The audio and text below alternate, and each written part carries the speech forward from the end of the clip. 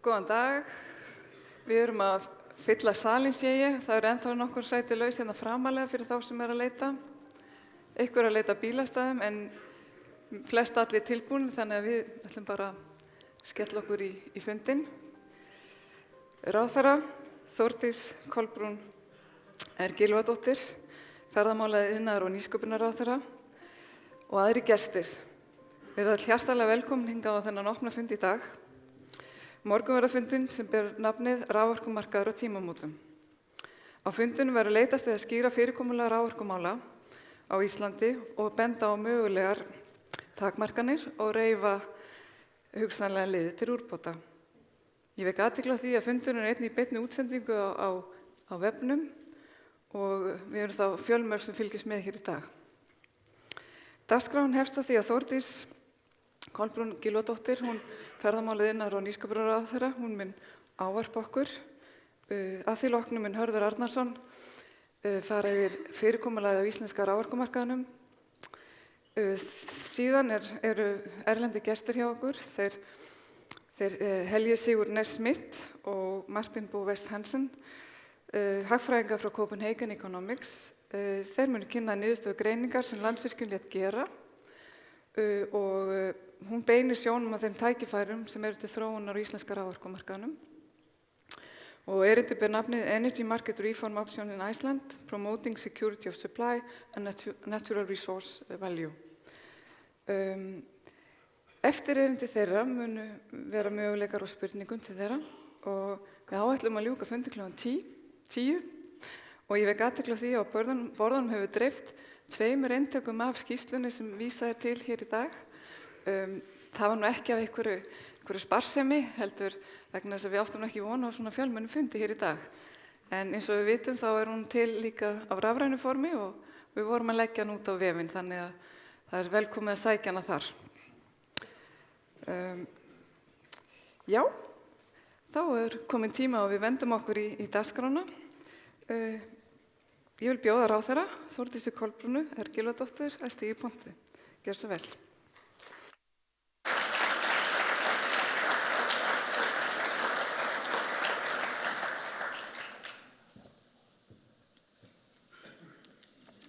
Kæru fundamenn, ég vil byrja á því að þakka Landsvirkjun fyrir að efna til þessa fundar, þar sem kynnt verður áhugaverð skýrsla fyrirkomulagið á íslenska raforkumarkaðnum og hvernig tryggja megi aukið orkuöryggi fyrir heimili og smærri fyrirtæki í framtíðinni. Viðfangsefnin í orkumálum eru vissulega margvísleg, en eitt þeirra stendur upp úr í mínum huga og það að stuðla að almennari sátt orkunýtingu. Sáttin þarf að byggja á 2 stoðum. Í fyrsta lagi að við göngum ekki of nærri náttúrunni, í öðru lagi að við höfum skýran ávinning af þeirri nýtingu sem við ráðumst í. Ábyrg umgengni náttúruna annars vegar og skýr ávinningur hins vegar eru þær 2 stoðir sem saman eiga að geta stuðlað að almennari sátt. Ég tel að við höfum náð ágætum árangri hvað varðar fyrri stoðina, það að segja að ganga ekki of nærri náttúrunni. Við höfum innleitt sterk og öflug verkfæri á borð við umhverfismat og rammaáætlun sem fela í sér risastór skref í þágu náttúrunnar, ásamt því að aukin umhverfisvitund almennings og breytt gildismat setja framkvæmdagleðinni sífellt þrengri skorður, að mörgu leyti með réttu. Í stuttu máli þá verður ekki annað sagt en að við leggjum okkur mjög fram við að kanna til hlítar hvort hægt sé að finna einhverjar ástæður til að virkja ekki. Þetta fyrri stoðin undir sáttina. Seinni stoðin sem lýtur að því að ávinningurinn sé skýr ekki beinlínis veik en mætti vera sterkari. Við erum ekki eins dugleg við að greina ávinninginn og halda honum á lofti. Bein arðsemi sjálfra orkufyrirtækjanna mikilvægur hluti af þeirri mynd. Við þekkjum umræður að hún hafi á undanförnum áratugum að jafnaði verið lægri en í ýmsum samanburðarlöndum. Fyrir því eru ýmsar ástæður sem óþarft að rekja hér, en aðalatriði að Landsvirkjun stefnir nú að því að geta innan fárra ára greitt ríkissjóði 10 til 20 milljarða króna í arð á ári. Afkoma orkufyrirtækjanna þó aðeins hluti af heildarmyndinni. Á ársfundi Samorku í síðustu viku kynnti Ásdís Kristjánsdóttir, forstöðumaður efnahagssviðs Samtaka atvinnulífsins, fróðlega úttekt sem hún og kollegar hennar gerðu á ávinningi landsmanna af nýtingu endurnýjanlegra orkugjafa. Þarna var enn og aftur staðfest að verð á rafmagni til heimila nánast hvergi í Evrópu lægra en á Íslandi. Það gildir hvort sem borið saman orkuverðið eitt og sér eða hversu stórt hlutfall rafmagnsreikningurinn af ráðstöfunartekjum hjóna með meðaltekjur. Dæmigert heimili í Danmörku borgar þannig 2 sinnum hærra hlutfall af sínum ráðstöfunartekjum fyrir rafmagn en dæmigert íslenskt heimili og þá miðað við að bæði heimilin kaupi jafn mikið rafmagn. Í þessari úttekt var slegið á fjárhagslegan ávinning reykvískra heimila af lægri samanlögðum kostnaði við rafmagn, húshitun og vatnsveitu samanborið við höfuðborgir hinna Norðurlandanna. Niðurstaðan var að dæmigert heimili í Reykjavík borgar 250.000 krónur fyrir þessa þjónustu á ári en í Kaupmannahöfn 3 sinnum meira eða 730.000 krónur. Munurinn tæp 500.000 króna á ári. Þessi ávinningur lítt sýnilegur fólki og honum mætti halda meira á lofti. Hitt svo alveg rétt að þótt við fögnum flest lágu verði getur það líka skapað ýmsar áskoranir og þarf ekki endilega að vera að öllu leyti skynsamlegt. Út frá hagfræðilegu sjónarmiði kann of lágt verð að leiða til þróunar og eins og vikið verður að hér síðar á fundunum sú staða mögulega komin upp á Íslandi. Að stórnotendur séu í einhverjum tilvikum farnir að greiða það hátt raforkuverð í samanburði við heimilin að þeir séu hreinlega orðnir eftirsóknarverðari viðskiptavinir. Það merkileg niðurstaða og hlýtur að koma mörgum á óvart, ekki síst þeim sem hafa haldið því fram að heimilin séu að niðurgreiða rafmagnsreikning stóriðjunnar. Sú ekki raunin, en það virðist þurfa að hrekja þann misskilning oftar en einu sinni og oftar en 2 til að kveða niður. Ég hef aðeins nefnt 2 mælikvarða á ávinning, það að segja arðsemi orkufyrirtækjanna og lágt verð til almennings, en ávinningurinn kemur fram miklu víðar. Efnahagsleg umsvif stórnotenda koma til dæmis mun víðar fram en í kaupum þeirra á raforku. Því hún bara það bil helmingur af þeirri vöru og þjónustu sem stóriðjan kaupir af fyrirtækjum á Íslandi. Umsvifin og störfi sem þeim fylgja, bæði bein og afleitt, dreifa sér víða efnahagslífið og skapa ýmis tækifæri fyrir þróun og nýsköpun sem við erum að nýta sífellt betur. Enn ónefndur einn stærsti ávinningurinn sem hinn gríðarlega jákvæðu hnattrænu áhrif sem felast í því að nota græna endurnýjanlega orku í stað kola og annars jarðefnaeldsneytis. Frá hnattrænu sjónarmiði enginn vafi á því að það jákvætt framlag til loftslagsmála að nýta þessar hreinu auðlindir vitaskuld innan skynsamlegra marka. Góðir fundamenn, ávinningurinn verður að vera raunverulegur og skýr í hugum okkar allra. Þegar við ökum veginn sem liggur í gegnum Þingvallaþjóðgarð, einn helgasta stað okkar Íslendinga, sjáum við ekki út framrúðuna malbika skemmdarverk á náttúrunni, heldur aðferð til að gera okkur kleift að njóta umhverfisins með sem minnstu raski. Þegar við sjáum vindmyllugarðana vítt og breitt Evrópu sjáum við ekki líti á landslæginu, heldur áminningu jákvæða viðleitni okkar til að nota endurnýjanlega orku og leggja þannig góð lóð á vogarskálarnar í loftslagsmálum heimsins. Hið sama hlýtur með réttu að gilda þau mannvirki og framkvæmdir sem við ráðumst í á sviði orkumála á Íslandi, að vel athuguðu máli, án þess að ganga of nærri náttúrunni og eftir að hafa velt vandlega fyrir okkur margvíslegum rökum fyrir að gera það ekki. Ég vil þakka Landsvirkjun fyrir margvíslegt framlag til umræðunar þessi mál. Nýlegt og gott dæmi það skoðanakönnun sem fyrirtæki stóð fyrir meðal erlendra ferðamanna sem bendir eindregið til þess að orkuframleiðsla og ferðaþjónusta geti farið mjög vel saman. Þá hefur fyrirtæki haft gagnsæi og ábyrgð að leiðarljósi eins og fjölmargir vel sóttir fundir til marks rétt eins og sá sem við sitjum hér í dag. Kæru fundagestir, lykilorðið á þessum opna fundi raforkuöryggi. Það hugtak sem fram til þessa hefur ekki verið sérlega áberandi í umræðu á Íslandi síðastliðna áratugi. Þrátt fyrir einstaka frávik höfum við almennt litið svo á að raforkuöryggi sé hátt skrifað á Íslandi, að minnsta kosti í alþjóðlegum samanburði. Að óbreyttu kunna blikur að vera á lofti hvað þessa stöðu varðar og það full ástæða til að taka ábendingar í þá veru alvarlega. Við sjáum í orkuspám að eftirspurn eftir raforku orðin meira en framboð og ekkert sem bendir til annars en að sá munur muni halda áfram að vaxa á næstu árum. Það áhyggjuefni fyrir okkur öll. Eitt af því sem þarf að skoða sérstaklega í því samhengi hver ber ábyrgð á að tryggja heimilum og smærri fyrirtækjum raforku. Það að segja 20% af raforkumarkaðnum. Sem stendur ekkert í raforkulögum sem tekur á því. Það ábyrgð okkar að sigla ekki sofandi að feigðarósi og hlusta á þær aðvaranir sem að okkur beint, þannig unnt sé að grípa tímalega til aðgerða. Á vegum ráðuneytisins og Orkustofnunar hefur undanförnu verið vinna í gangi við að skoða þessi mikilvæga mál sem snúa að raforkuöryggi og fagna í því innleggi Copenhagen Economics í þá vinnu. Meðal annars það raforkulögin frá 2003 undir. Ég vonast til að skýrslan sem við fáum kynningu á hér á eftir verði upptakturinn að aukinni upplýstri umræðu þessi mál og færa okkur skrefi nær í að ná utan það hvernig við viljum tryggja bætt orkuöryggi fyrir heimilin og fyrirtæki í landinu til lengri tíma litið. Þar skiptir sáttin sem ég kom að í fyrri hluta máls míns lykilmáli. Ég vil að lokum þakka Landsvirkjun fyrir þennan opna fund og fyrir að vekja athygli á þessum brýnu málum. Takk.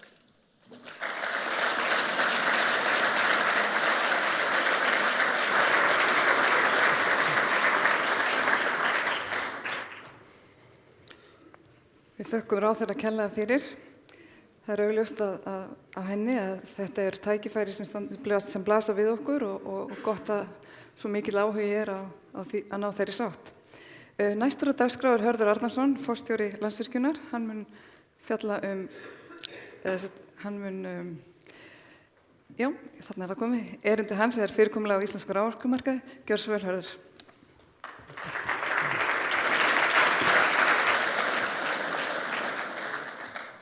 Iðnaðarráðherra, góðir fundamenn, það er afskaplega ánægt að sjá hvað mörg hafa áhuga á því að kynna sér þetta og ræða þetta mikilvæga mál sem að við hjá Landsvirkjun teljum afar mikilvægt að sé rætt. En ef við skoðum íslenska raforkumarkaðinn þá er hann í raun tvískiptur og sem að skapar ákveðin vandamál sem er mikilvægt að hafa í huga og greina. Annars vegar erum við með stórnotendur og hins vegar heimilin og smærri fyrirtæki. Þessi aðgreining á Íslandi hefur meðal annars byggt á raforkuverði, hún hefur byggt á stærð samninga og samningsskilmálum, hún hefur byggt á kröfum ábyrgðir og afhendingarskyldu, samningsleynd, gjaldmiðla og margt fleira, en það hefur stuðlað að því að orðið til svona tveir aðskildir markaðir. Að sjálfsögðu má velta því fyrir sig hvort það sé þörf á þessu aðskildu markaðir og jafnvel má velta því fyrir sig hvort það sé hægt að halda mörkuðunum aðskildum. Þannig að það er mikilvægt að skoða það. Það er tvö meginatriði sem við teljum að sé mikilvægt að fjalla það er annars vegar eins og ráðherrann kom inn á orkuöryggi og hins vegar virkni markaðanna. Þetta er ekki óþekkt umræða, við þekkjum það frá nágrannalöndunum að sambærileg umræða er mjög áberandi í öllum nágrannalöndum okkar sem hluti af þeirra orkustefnu og atvinnustefnu. En það hins vegar hefur verið lítið rætt það á Íslandi fram til þessa. Eina stóru spurningur sem við stöndum frammi fyrir og er í raun ósvarað og ég held að mun ekki verða svara á þessum fundi, ég held að þurfa að leggja heilmikla vinnu í að greina það hvaða leið sé best farin. Það er í raun og veru hvernig tryggjum við að eftirspurn frá heimilum og smærri fyrirtækjum sitji við sama borð og eftirspurn frá stórnotendum. En skrítið á þessi spurning hljótara þá er það alls ekki augljóst þess að við kemum betur inn á eftir. Ef við skoðum íslenska markaðinn þá er hann á margan hátt sérstakur.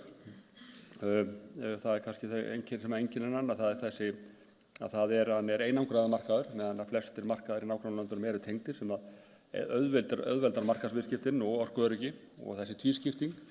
Það eru vísu oft svona langtíma samningar í öðrum löndum en það er aldrei svona hátt hlutfall. Við erum afskaplega lítinn markað, hvort heldur við horfum á heildarmarkaðinn eða ef við horfum á sérstaklega bara á heimilin og almenna markað. Og svo að lokum erum bara eingöngu með endurnýjanlega orku. Og það skapar í raun, eins skrítið og það hljómar ákveðin vandamál við markaðsmekanismann. Því að drifkrafturinn í öllum raforkumörkuðum og öllum virkumörkuðum er breytilegur kostnaður, þegar verð nær þarf að ná ákveðinni hæð raforkuverðið, þá byrjar framleiðslan að aukast á ákveðnum orkugjöfum.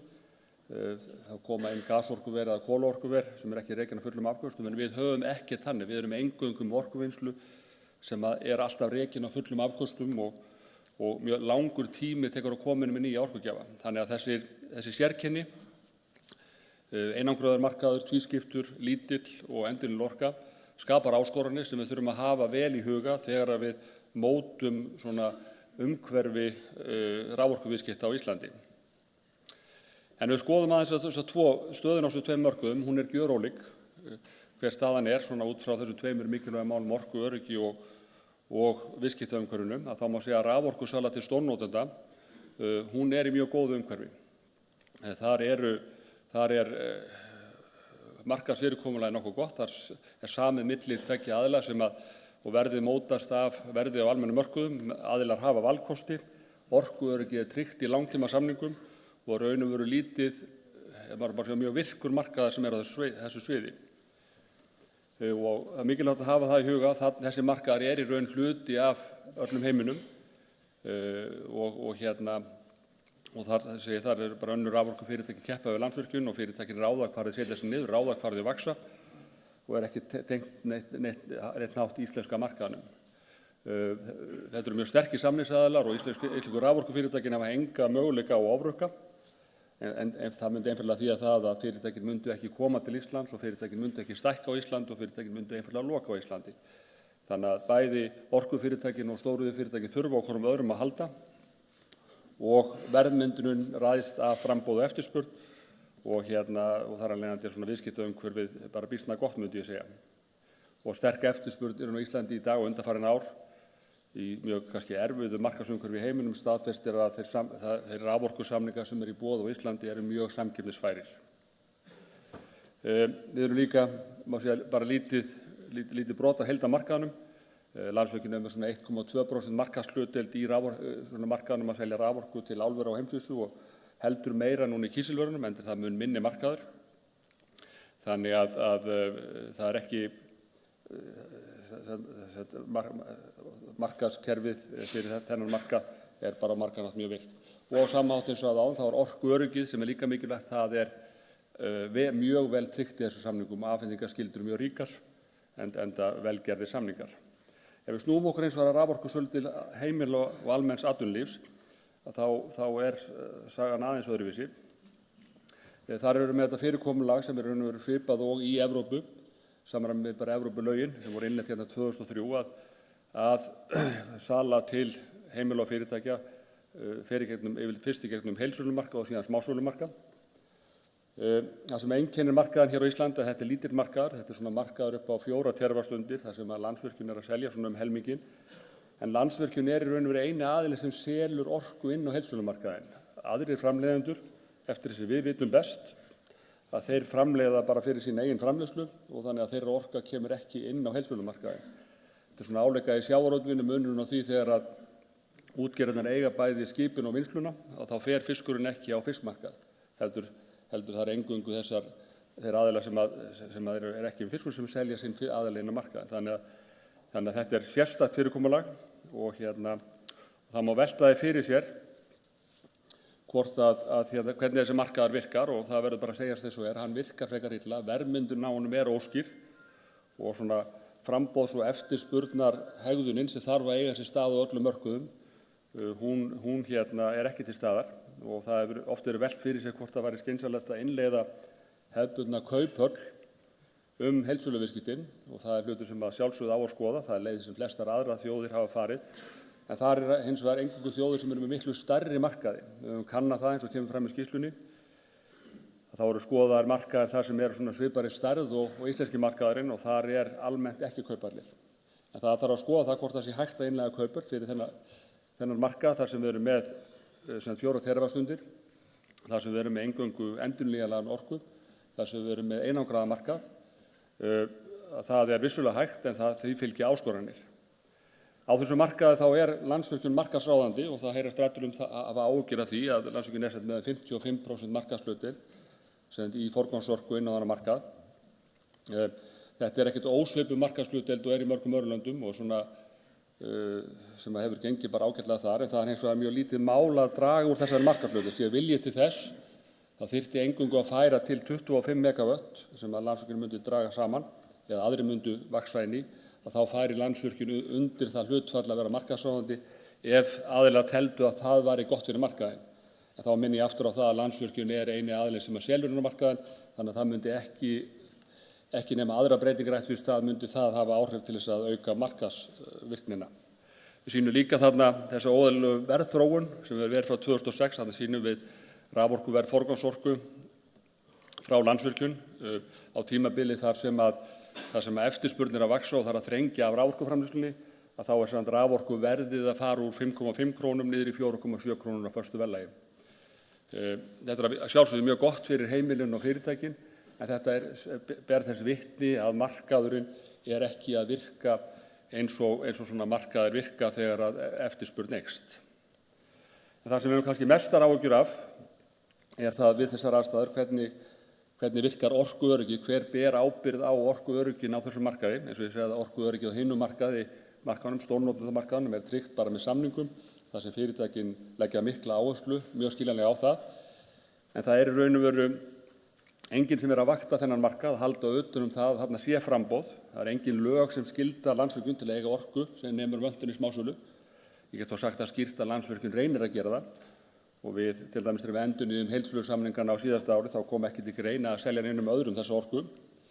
En við höfum enga yfirsýn yfir hvað aðrir að gera, hver þörfin og það heldur engin lög sem að hindra önnur orkufyrirtæki að draga úr framboði í sinni sölu. Og það hefur verið að gerast. Við sjáum að þar hafa verið að koma inn nýir stórnotendur, kannski ekki mjög stórir, en gagnaver, en menn hafa líka tilkynnt samninga við aðra, þar sem þeir eru að auka sína sölu án þess að auka sína framleiðslu. Og þá eina leiðin að draga þá orku hjá þeim út af heildsölumarkaðnum, því að allir eru bundnir í langtímasamningum við stórnotendur. Þannig að, og svo á sama tíma erum við með mikinn þrýsting frá heimilum að halda verðinu lág og frá fyrirtækjum á markaðnum, á sama tíma og verðið stóriðju fyrir hækkandi. Þetta aðstæða sem ástæðulega áhyggjur af, því að þessi markaður ræður afar illa við það ef að framboð ekki meira en eftirspurn. Á stórnotendarhlutunum þá ræður markaðurinn auðveldlega við það ef að eftirspurn verður meira en framboð. En á þessum markaði þá verður framboðið að vera meira en eftirspurn, því að það engin mekanismi hvernig það hægt að halda utan það. Það var birt önnur skýrsla fyrir mánuði síðan sem var líka fjallað sama mál aðeins á annan hátt, sem við bara vekja athygli á, frá MIT og Komilas, sem var að fjalla þetta og benda á leiðir og benda raunir á vandamál á svipaðan hátt og verið gert hér á eftir. En nálgast aðeins á fræðilegri hátt, en hvet þá sem hafa áhuga að kynna sér líka þá skýrslu. En bara rétt að lokum að þá þessi tvískipti markaður, virknin markaðan og orkuöryggi á mjög mismunandi stöðum á þessum tveim mörkuðum. Í heild má segja að raforkusala til stórnotenda í góðu horfi. Stórnotendur að fá þá samninga sem þeir vilja langtíma samninga með mikið afhendingaröryggi og þeir hafa samið þá og þeir eru til gagns til báða aðila. Þetta markaðssegment ræður líka mjög vel við orkuskort. Ef aðili fær ekki orku þá bara opnar hann ekki í verksmiðjuna, eða ef hann missir samninga þá bara lokar hann hluta af verksmiðjunni. En á hinn bóginn markaðshlutir sem með heildsölu raforku til áframsölu, að þar eru markaðurinn ekki að hegða sér rétt, verðsiglunin ekki rétt, samningar eru gerðir til skamms tíma og það vöntun á raforku á þessu markaði bara óhugsandi. Og þar á sama tíma stofnana ábyrgð óljós. Þannig að það fagnaði mjög sem að ráðherra lýsti að þessi mál vera tekin föstum tökum og ég hvet okkur öll til að taka virkan þátt í umræðunni og finna góða leið til þess að tryggja það að orkuöryggið og markaðsumhverfið á heildsölumarkaðnum verði effektíft og virki vel til hagsbóta fyrir alla. Takk fyrir.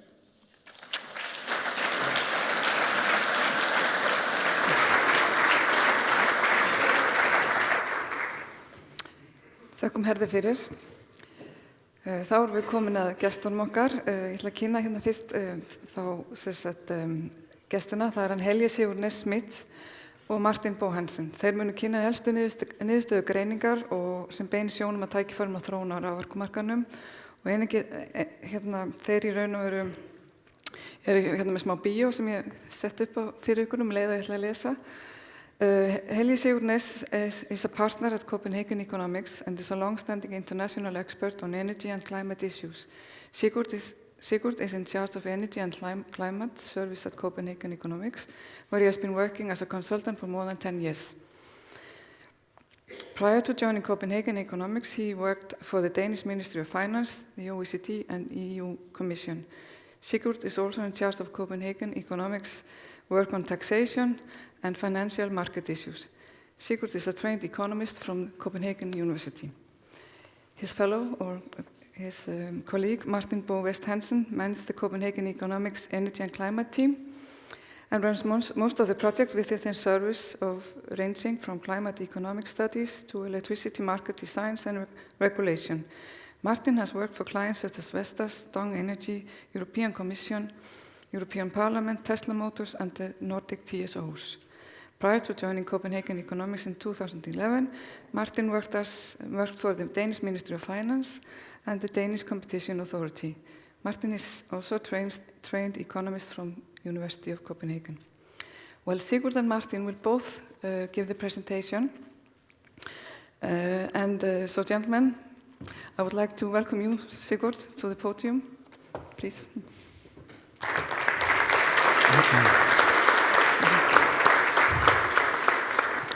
I will start with an excuse because the problem has been that the Danish language has drifted apart from the Icelandic language over the last 1,000 years. And even though I come very regularly to Iceland, I still, unfortunately, fails to understand most of the Icelandic language, and I certainly do not speak it. So my presentation will have to be in English. The focus of what we have done is on the challenges to security supply, and the question of whether the Icelandic society as a whole gets sufficiently out of the abundant energy resources that it disposes of. So these are two issues, and Martin Bo, as part of it, will more focus on some of the policy recommendations, and I will just discuss where we see the challenges and the needs. But before moving into it, I would also say that we have had in this project seen a lot of benefit for being able to discuss with some of the stakeholders in the Icelandic society about the challenges, and we of course stand responsible for the results today, but we've been very helped by some of the discussions we've had with various parties. So the challenge number one is the emerging problems of security supply for household and smaller firms. And where does that stem from? What we can see is that the capacity that is available to the market, and the capacity is based on what is reliable, relatively sure sources of energy, is the margin to that and actual forward sales is dwindling and starting to create different kind of shortages in the market. And there are good reasons to believe that if you do not put in place some proposal to deal with this, this will get worse. And it's first of all a challenge that is felt by households and smaller businesses. And why is that becoming so? Well, the household segment is becoming less attractive. What we have seen, if you take a very, very long period, is that the prices paid by large energy-consuming industry has been well below the prices paid by households. And our report does not in any way criticize this. I think that has been a focus for the Icelandic society to attract international businesses and thereby also making use of the energy resources.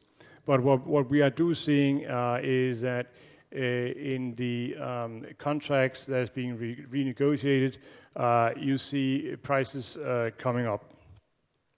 And therefore, even though we have not specific analysis of all the price agreements being made, there's a likelihood that this price gap will close at some point.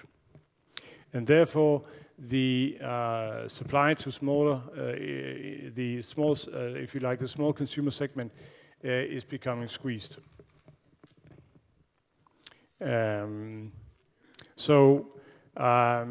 We see this as a consequence of a lack of price signals, and maybe even more specifically, very clear signals about why are prices actually and what kind of investments should come out of this. So that's problem number one. The problem number two is we do not see in the institutional set up a responsibility for the energy market in Iceland who has actually responsibility for monitoring market conditions and taking steps to address this. So that was challenge number one. Challenge number two is The basic issue is, as I said at the beginning, Iceland has abundant low-cost energy resources, and it's very important that these resources have actually benefit the Icelandic society as a whole. So what's going on here now? And this is basically a pure consequence of what I just discussed beforehand. If you look at the historical focus, it has been about creating jobs in industries and making sure that there is a demand for the energy that can be produced in Iceland. Less focus on actually making sure that the prices get for this production capacity is where it could be. And that is reflected on the return on capital in the power generating industry. That has been seen over a very long period, relatively modest.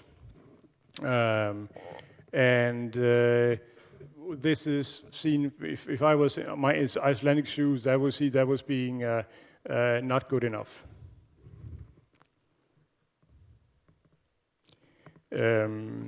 And as I said, we see this being changing in the sense that the recent price contracts between energy producers and suppliers is moving upwards. So we see prices getting closer to household segment. As a pure illustrative calculation, we have also suggested how the revenues going to the Icelandic society in terms of value from sold energy could go even further up. And we here made the comparison with prices at Nord Pool. And that is not a completely accidental comparison because the Nord Pool market, as you know, is completely dominated by hydro production from Sweden and Norway. In Norway, I think 95% plus of all power is from hydro. And the consumers in these countries are also very much large industrial companies. They spend a lot of, so they are some of the main consumers. So there are similarities. So this for us, it is a possible benchmark for the way prices could be set. But we also recognize here there is a balance. The production capacity in Iceland is 4 or 5 times what can be consumed by households and other industries. So for this resource base to be really attractive, you need to be able to continuously attract international businesses. So there's a balance to be struck here. And ultimately, our recommendation is this is something that should be commercially based. You have a seller and you have a buyer. And the buyer is large international companies who have somewhere else to go. They will look at those opportunities as well. Icelandic Energy Society has a very attractive energy system that should be able also to get good money out of that. But that should be a commercial decision. And we think that the recent contract shows, let's say, the maturity of the market in the sense that there's a recognition that the price offerings in Iceland are attractive. So our status evaluation here is that the move towards more commercially based prices for the large power segment is a good one. But we also see some challenges going forward in the sense that the way the Icelandic society today makes sure that these resources actually go to all Icelandic citizens is by the fact that the largest power producer is state-owned. So the money going into this company also ultimately goes to the taxpayers. But that is a mechanism that is dependent on Landsvirkjun being state-owned, but also other potential producers being state-owned. So in our policy recommendation, we will come back to options for making this system a bit more fireproof. So I'll now leave the table to Martin Bo, who will present some of our policy recommendations. Thank you very much.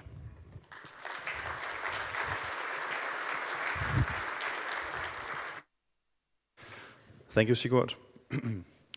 And what we've done in our study is to look further into a number of different policy options where reform could be considered for Iceland. Specifically, we go in detail with 5 options. And the first is about how to improve security of supply for households and SMEs. And as Sigurd pointed out, I think the first thing to do here is to recognize that there is a challenge and then define a clear institutional responsibility for how to monitor and address this. And secondly, that price signals to investors in the market should be enhanced. It's important that if there is a lack of supply, that investors also face an increased incentive to go out and build new generation capacity. Basically, that can be done in 2 different ways. One way is to accept that there must be a price increase in the household segment. If prices continue to increase in the power-intensive segment, one cannot assume that the power producers will keep supplying to the retail segment, the household segment, if prices consistently are lower than elsewhere. If one wants to keep prices low in the household segment, that would require some type of subsidy to make it attractive for the power companies to still continue to supply to that segment. That can either be done through some type of capacity payment or a public redistribution. Point number 2 is about then how to ensure fair value to Iceland from its power resources. As Sigurd pointed out, returns of dividends paid historically have been quite low. Also, of course, reflecting that the international demand for Icelandic power has been low. This is changing. The current situation today is much different. Larger demand from international consumers, international companies, and indications suggesting that this demand could increase even further going forward. And that makes it important to have a clear framework in place for then how to deliver the fair value to the Icelandic community from your energy resources. And such a framework could involve the following. First of all, acknowledge that higher power prices are actually beneficial for Iceland. It means that a larger share of the value that's created in Iceland through industrial production also stays in Iceland. It's important to maintain stability in the framework conditions offered to international companies. This is a very important decision when international companies choose to locate all around the world. There is stability in the conditions that they offered. And it could be considered to introduce some type of transparent resource rent tax. Such a tax would make sure that a well-defined revenue comes back to the Icelandic community from power production. And it will also solve the problem Sigurd mentioned that today the resource rents accrue via the dividends paid by public companies, which is not the case for private companies. The third option we looked into is then how to ensure an integrated assessment of both the economic but also the environmental objectives when considering new power plant expansion projects. And here I think it's commendable to have a framework such as the Master Plan Act when evaluating new power projects. And in that evaluation, I think it's very important that both perspectives are taken sufficiently into account. And what we've seen in the last round of the Master Plan Act was that the economic side has maybe been downplayed a little bit. And while, of course, environmental appreciation has a big value, and that should be included here, so does the economic side. And we need a full integrated assessment of both to ensure that Iceland makes the optimal decisions. Because restrictions on power expansion is also costly to the Icelandic community. And we argue that this becomes even more important if international demand continues to increase, because thereby Icelandic power expansion becomes more valuable and the cost of restricting that also becomes higher. The fourth point we looked into was whether or not we could see a need for reform of the energy market organization in Iceland. And here I think it's important to recognize, as also pointed out by Hörður earlier, that the Icelandic energy market organization is very different in the 2 different segments of the Icelandic power market. You have the power-intensive segment, with very strong companies on the buying side. You have strong international competition between different geographical locations. And you have the household SME segment, where you do have a liberalized retail market, but relatively weak competition between the generators. Then you have a very big power company that holds a significant market share, more than half of the retail segment generation, and more than 70% of total generation. And the combination of these two elements made us ask the following questions. Are the two markets functioning effectively today? And should one be concerned about the size of Landsvirkjun? And firstly, we argue that the market for selling to power-intensive consumers functions quite well. We argue that the prices offered are competitive. First of all, more than one company, today 3 companies, sell power to this segment, and more potentially could in the future. But also importantly, prices are kept low from the competition from other geographical locations in the world.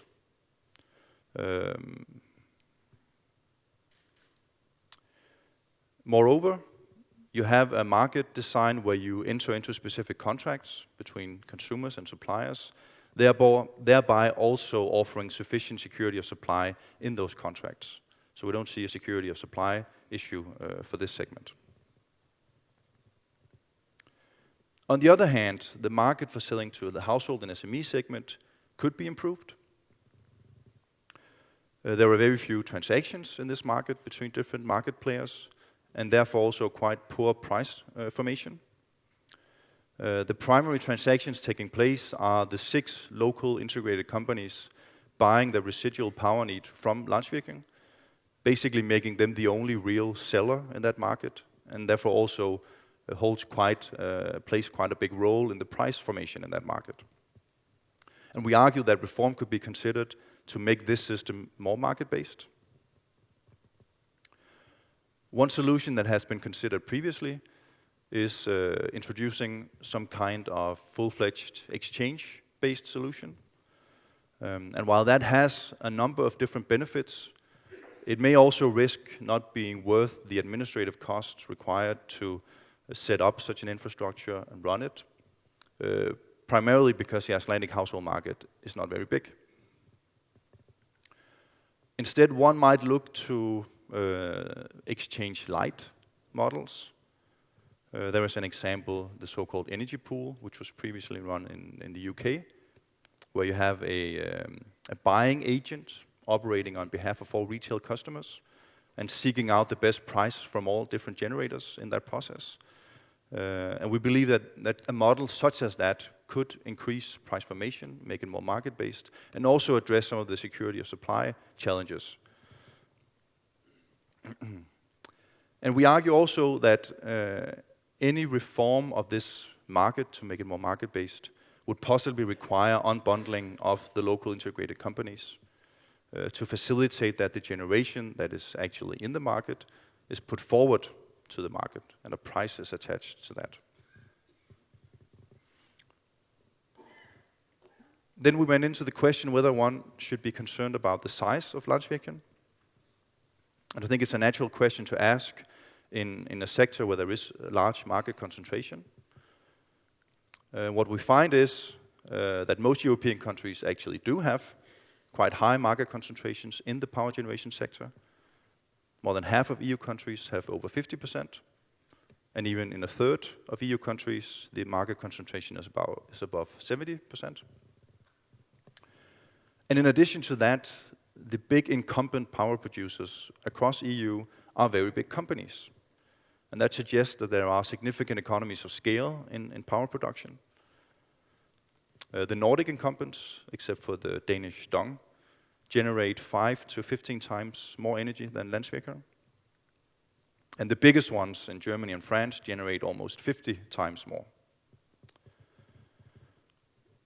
And then we asked ourselves if we could find any evidence or indications that the size of Landsvirkjun had negatively affected some of the markets we're looking at. And for the power-intensive market, I think it's quite clear that this is a very competitive market between different geographical locations. And that almost per definition rules out any excessive pricing in Iceland.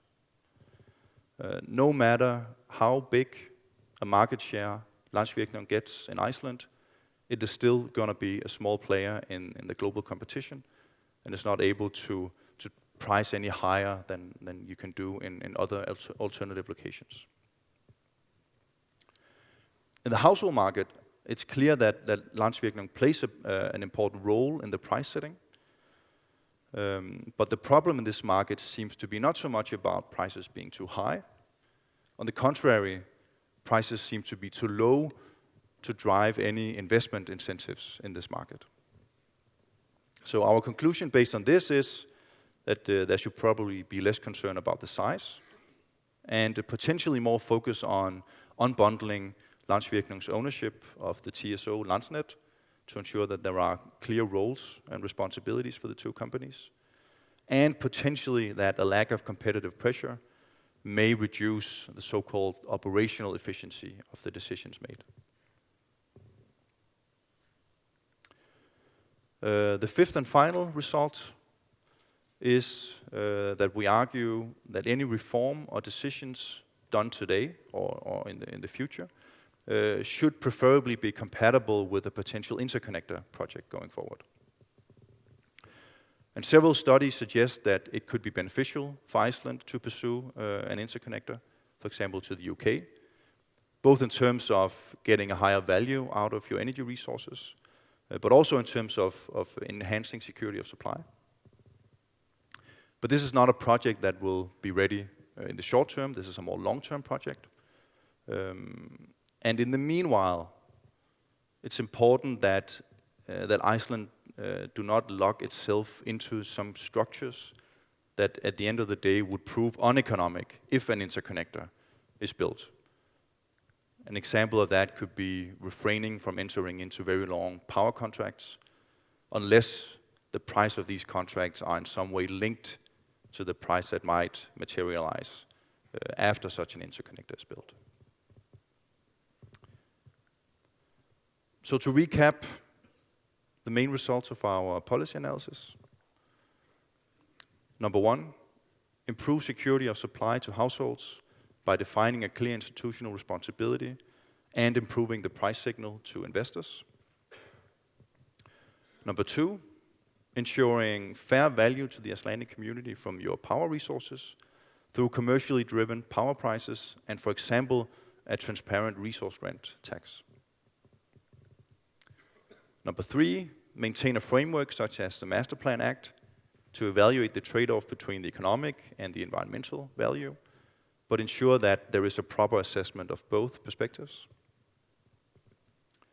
Number four, consider a reform of the household market to make it more market-based, for example, through an exchange light model. And finally, ensure that any reform is compatible with a potential interconnector project in the future. And that wraps up our presentation. Thank you for your attention.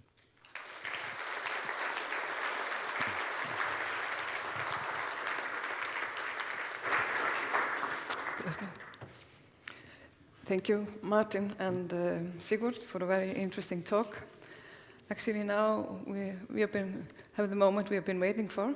Now it's open for questions, and as they told us, they can't speak Icelandic yet, so we need to do it in English. Of course, you can address your questions in Icelandic, and when you do so, please tell me your name and present your question.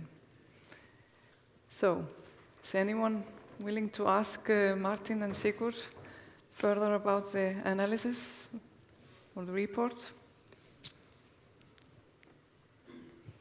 Hello, my name is Þorvaldur Sigurðsson. I'm an independent consultant. I want to thank Landsvirkjun for this excellent venue and the authors for a very professional and well-done report. My question is more on the interconnector or subsea cable. Mm-hmm. You did mention it slightly in your presentation, But could you elaborate more what your view would be on the impact and importance to the Icelandic market? Do you think it would be a crucial or non-crucial change? I think the first,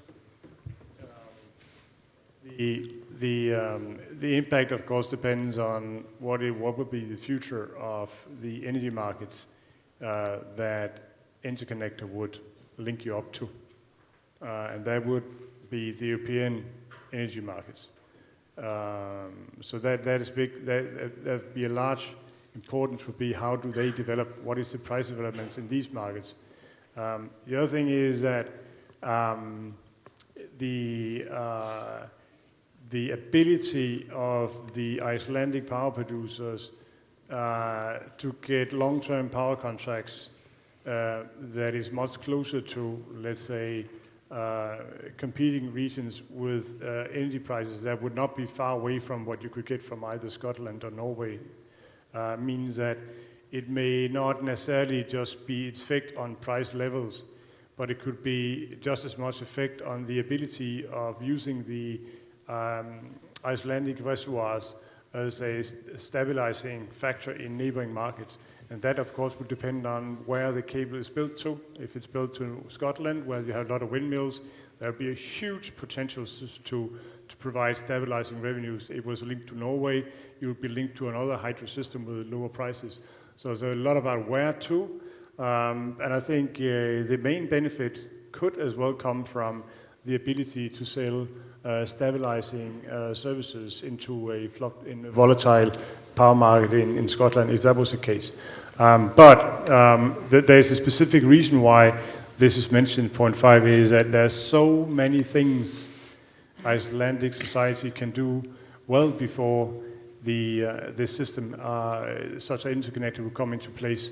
And that's also been the focus of our report here. There are a lot of things that we think should be done in any case. And we don't see, as a whole, the interconnector to be something that very much limits what can and should be done over the next years. Thank you. Do we have more questions from the audience? All agree? Raise your hands. Okay. Well, I have one. Is that okay? Yes, of course it is. Well, you mentioned that the decision-making in Iceland should make sure that we always weigh together the costs and benefits of either utilizing the natural resources for power generation or conserve those for other purposes like tourism or other utilization. Could you please elaborate for us why is that important for our community to do so? But that the evaluation of both environmental landscape values and the economic part. Yes. Maybe we could take that. Yeah, no.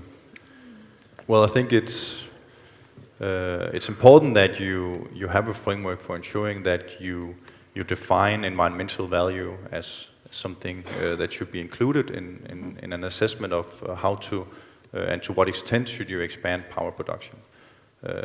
And I think it's not common that there is a framework in place for evaluating both perspectives in the same process. And I think that's a very good system to have in place because it makes sure that you don't build a lot of power plants just because it's cheap energy, if it also happens to hurt your environmental values, and make an integrated assessment, an integrated cost-benefit analysis. We were involved in a small project for some Swedish customers a few years back, and they were mainly, there was some power producers, but they were mainly concerned about new environmental legislation, reopening the whole discussion on the viability of a lot of existing infrastructure. It was done out of a natural desire to protect the ways the salmon moved up the rivers and so on and so forth. So I think our client, that was a large energy producer in Sweden, it was in no way against the concept of environmental legislation should have a big impact on how you went about producing power.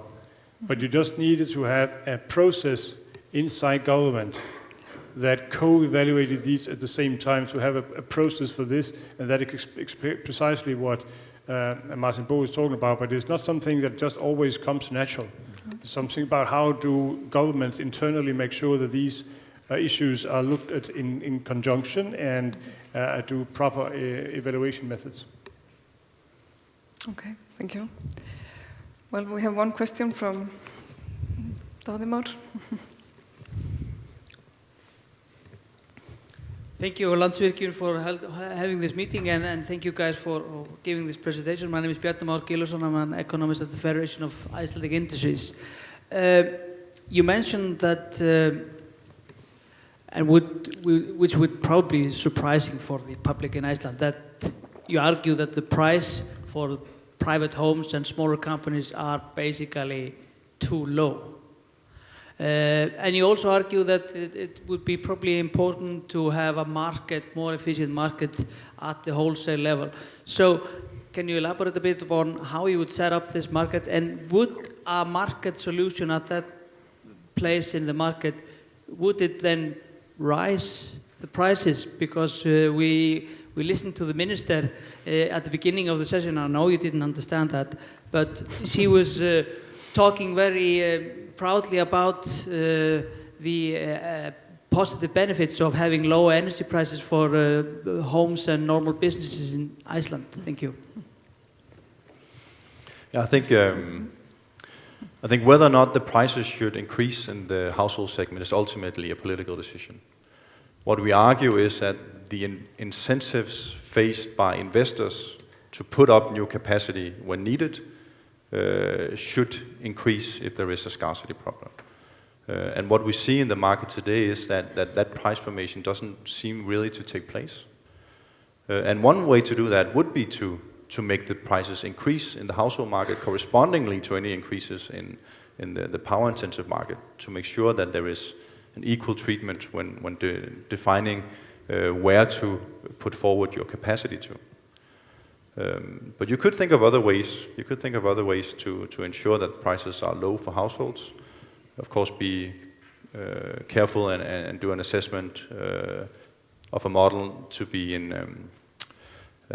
compatible with EU state aid. But ultimately, it's a political decision, I think. To think about this is that the main buyer of electricity in Iceland, they are international buyers. So they will basically determine what kind of prices will be dominant in the Icelandic market. And I think it's important that we don't have a situation where now I have an international client, then I think about what kind of investment I do with that perspective. And now I have a domestic client, then I have a completely different view of what kind of investment you do. It should be one market. Then there's a secondary issue is what prices should households pay?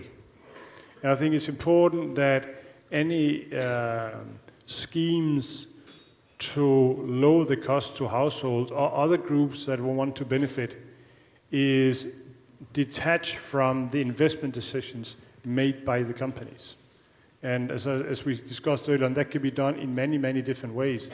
And if we also make sure that we combine it with our proposal to make sure that the high prices gained in the power market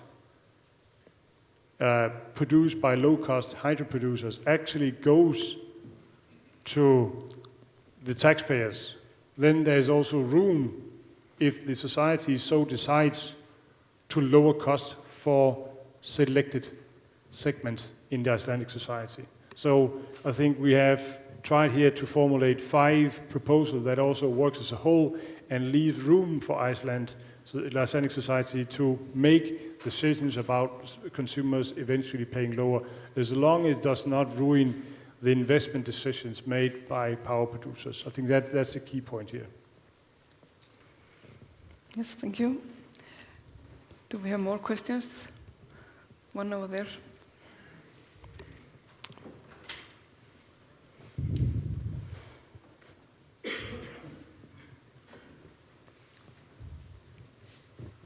Thank you very much for your fine presentations. The question that I would like to ask also dwells on the interconnector. I'm a great supporter of that, and I believe that is one of the greatest business opportunities that Iceland has really been faced with. But can one deduce from your presentations here earlier this morning that if we would put such an interconnector in place, is it unavoidable that the electrical bill to the general households would have to be raised? Am I right in understanding you in such a way? And if not, what venues or methods can the government use to prevent that? As I said before, the impact on the Icelandic power market by building an interconnector is determined on what kind of power market prices will be prevalent outside Iceland compared to the cost of producing power in Iceland in 10 years from now. It depends also on where do you build the cable to. Well, let's just take as an example Scotland. So there will be two effects, as I said before. One will be, are you actually linking up with a region that has comparable price levels, or will there be a larger difference? That will also depend on the degree how contracts are being renegotiated over the next 5-10 years in Iceland, and what kind of benchmark that will be. So that will be one issue. So there might be still a markup to higher prices. But then the Icelandic power producers will likely also earn a huge amount of money by simply selling flexible supply. They can sell it when prices are high and not produce when prices are low. So there will be an enormous amount of money coming to the Icelandic society. So yes, Iceland is probably going to be richer. But as I said before, bearing in mind potential constraints of state aid and so on, I think the Icelandic society can decide in different ways that specific customer segments should pay a lower price.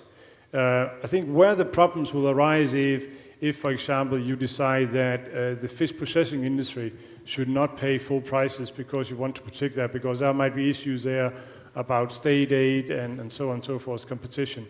But yes, there are probably ways, and there are many places in Europe where, for example, households are not paying VAT on their electricity bills, and you could do other kinds of schemes. So I fail to believe that reaping the benefits of building an interconnector would be blocked by concerns about not being able to contain the price rises for individual retail customers. And right now, the UK is a very high-priced market. And if that continues to be like that in let's say 10 years' time, if an interconnector is ready by then, that would greatly increase the value you can obtain from the Icelandic power resources.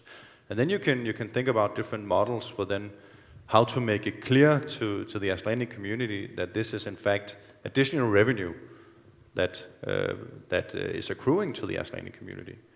You can think about models such as the Norwegian Sovereign Wealth Fund. Think of other models where you reduce labor taxes or energy taxes or any other type of public redistribution measures to make it more clear to electricity consumers, the households, that there is additional value to the community as a whole of pursuing such a project. Just and one more. I think the concerns of households, my guess, but I don't know the Icelandic debate, I know a bit about the Danish debate, it's not necessarily that the electricity bill goes up, but that the cost of high electricity is very unevenly distributed across high-income households and low-income households.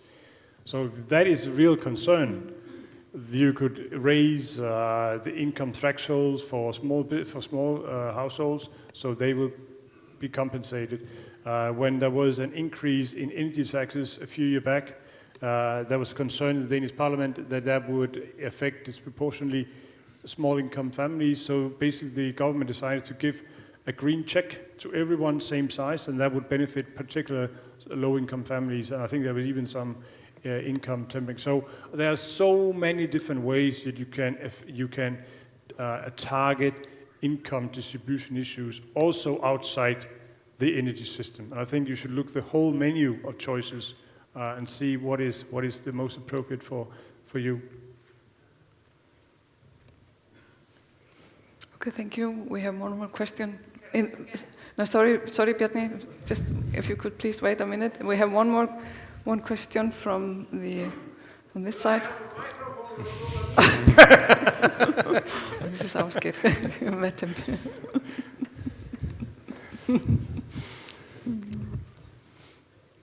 Maybe it didn't even. Thank you very much for your presentation. I do agree certainly with some of it and some not. My name is Ásgeir Margeirsson. I'm the Chief Executive of Raforkumarkaður. I, for example, do agree with you regarding the ownership of Landsnet.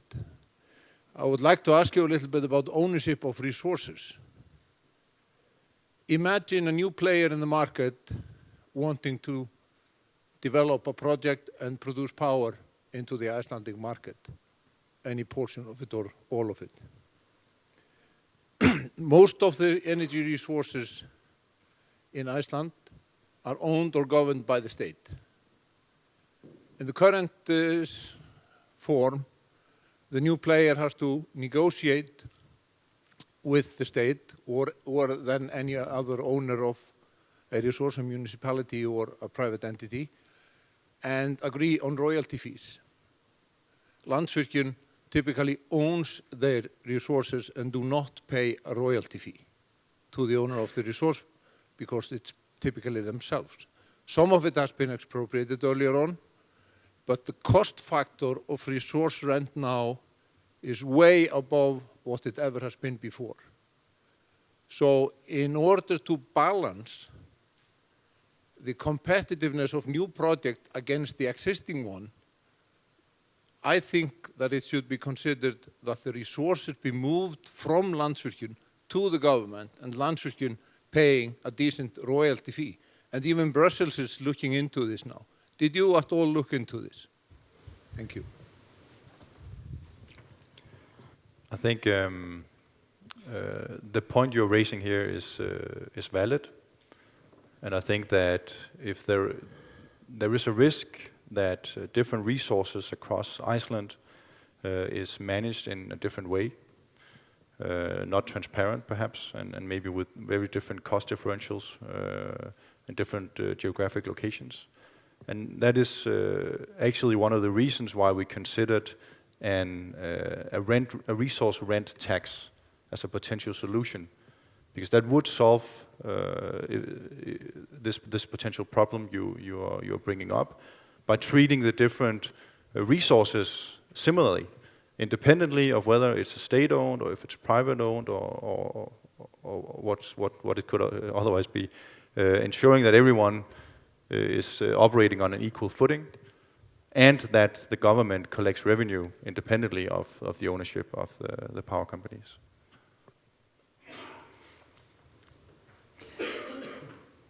Is someone before Bjarni Már, or are you next? Yeah, sorry. Wait for the mic, please. So my question was very much related to what he was asking. I wanted to hear more about the possibility of using this tax to tax power plants rather than having the power companies themselves making profit and paying dividends into the treasury, because it was mentioned here earlier today that Landsvirkjun foresees that in the near future it will pay maybe between 10 and 20 billion Icelandic kronas in dividends into the treasury, which is of course a benefit for all of us.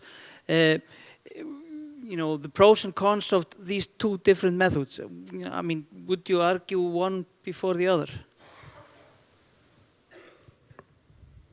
I think first of all, it's important to have a system that is available across Iceland. It needs to make sure there is non-discrimination between publicly owned and privately owned companies, and therefore we would be, in principle, in favor of some kind of concession tax or rent-based tax that is applicable to all parties, all enterprises. So I think that is what we have said a few times.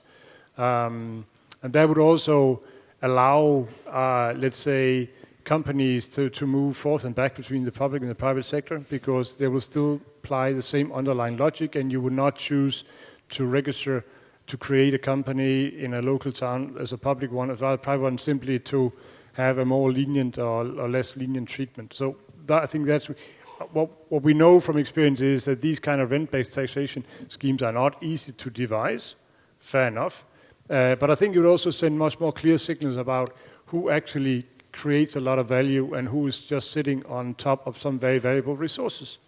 So I think it's also simply clarify a bit, and that could also be interesting for the owner of Landsvirk to see, how much money are they making, bearing in mind that they are sitting on some very valuable resources.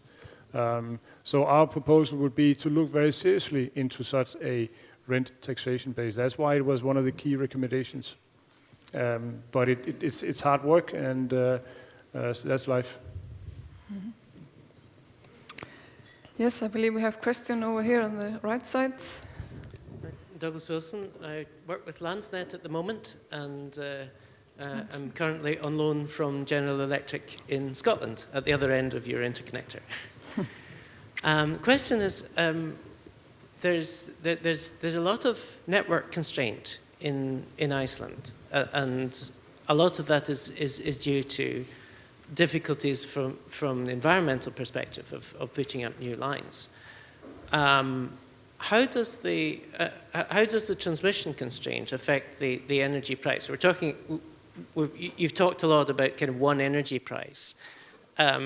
Is there going to be a price differential between different parts of the country, and how would the incentive mechanisms and the drivers for transmission investment be made to try and reduce or deal with the transmission constraints?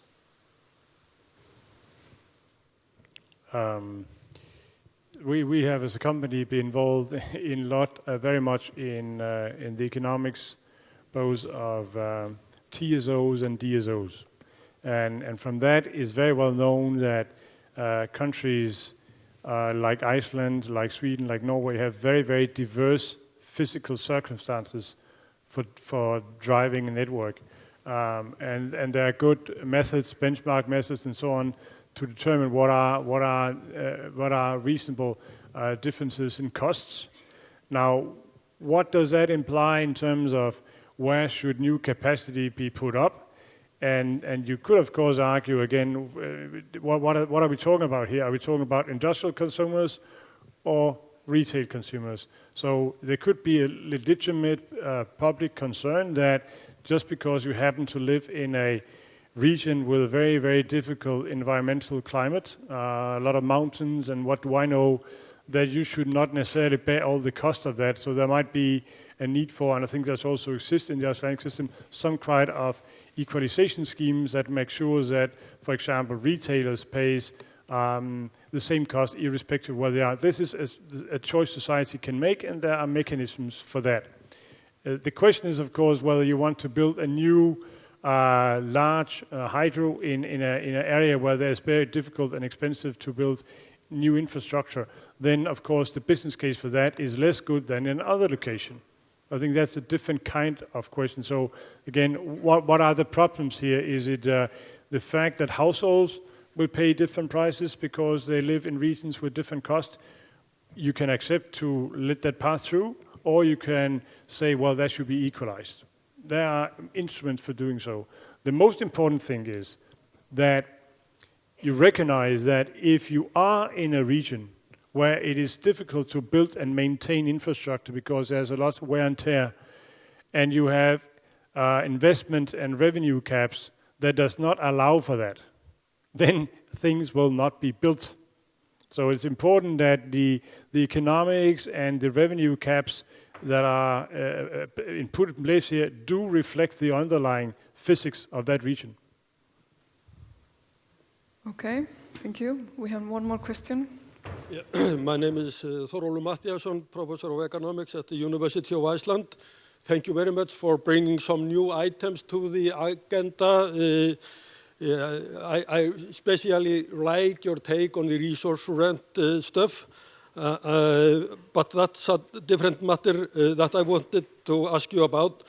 You point out, as did Hörður in his presentation, that nobody is in charge of securing supply for demand in the household and in the SME sector.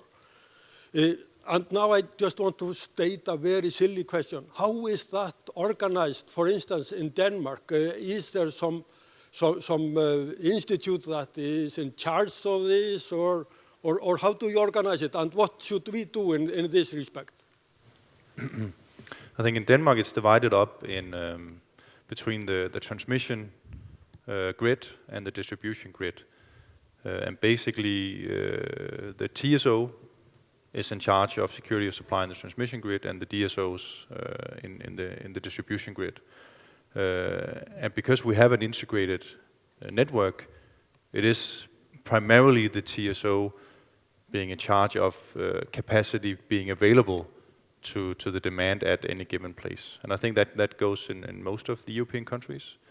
That's also why there's a lot of discussion about different types of capacity payments, capacity mechanisms, capacity auction in the UK, specifically to deal with the issue of potentially not having enough capacity to meet the demand at a more strategic level.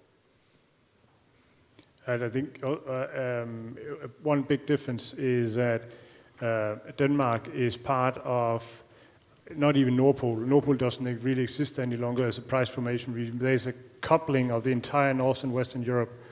And that means that there are so much transparency in the power market about what are prices tomorrow, what are prices in 1 week time, what is prices in 1 year time. So there's a lot of forward contracts you can actually lock yourself into. And most consumers are in fact buying different kind of forward contracts that provides them with a guarantee that they can have prices at this level. So I think just one of the first recommendations Martin put forward, that there needs to be some kind of increased transparency about prevailing market conditions in Icelandic society, that you can base the retailers' decision, or the customers, what kind of price should I pay? What is my ability to buy electricity now for the next 1 or 2 years? If I'm interested in that, what kind of price level should that be? So that's why we say we need to create some kind of transparency about what are prices that I can buy and I can insure myself against. In Denmark, in Sweden, in Norway, in Germany, we are living in a flood of electricity, and so many forward prices and transparent prices is not an issue.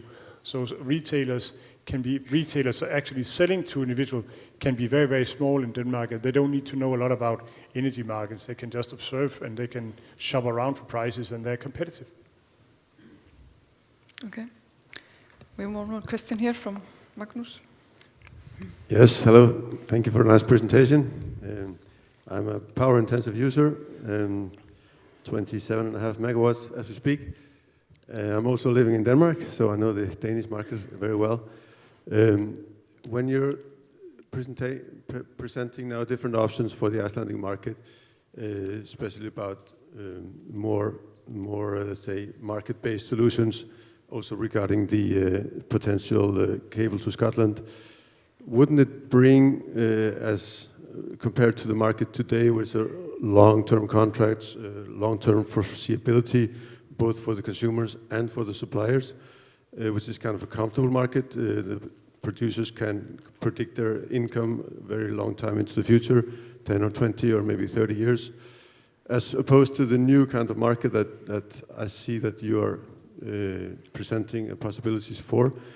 If we would connect to Scotland, we would have a lot of surplus energy during times of high power generation in Scotland, and then a lot of, let's say, export of energy from Iceland during times of low power in Scotland, where there's a lot of wind, like we have in Denmark. How would that affect the power-intensive users in Iceland? I'm thinking especially about the 3 big aluminum companies we have here, because they like stability and they don't like to turn up and down, this would create a potentially huge problem for them. Have you looked into that at all? I think stability is important, as you point out, both for the power producers and for the power consumers.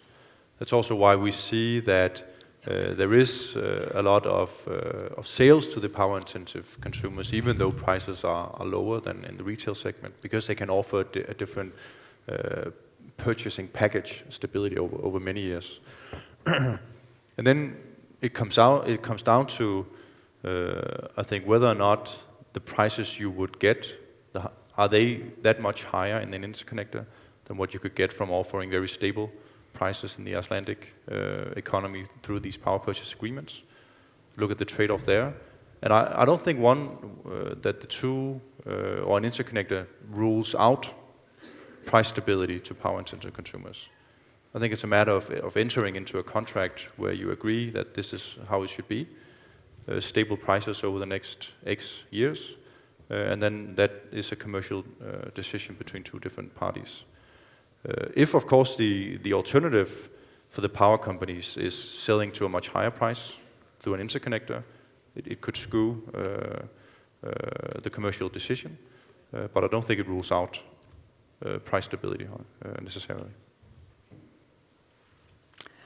Okay, well, a lot of questions. Thank you for all the questions. We are now getting to the end of the meeting, and I would like to thank Sigurd and Martin for the Q&A session and the very interesting talk.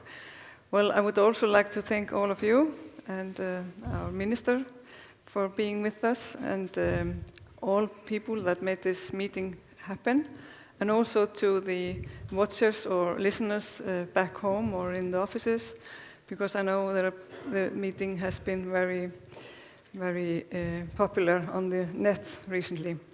Well, obviously we have a very interesting issue to talk about, and we are very happy that all of you took part in that, and we certainly hope that we will continue our conversation on this very, very important matter. So again, thank you all for coming, and I say this meeting closed. Thank you.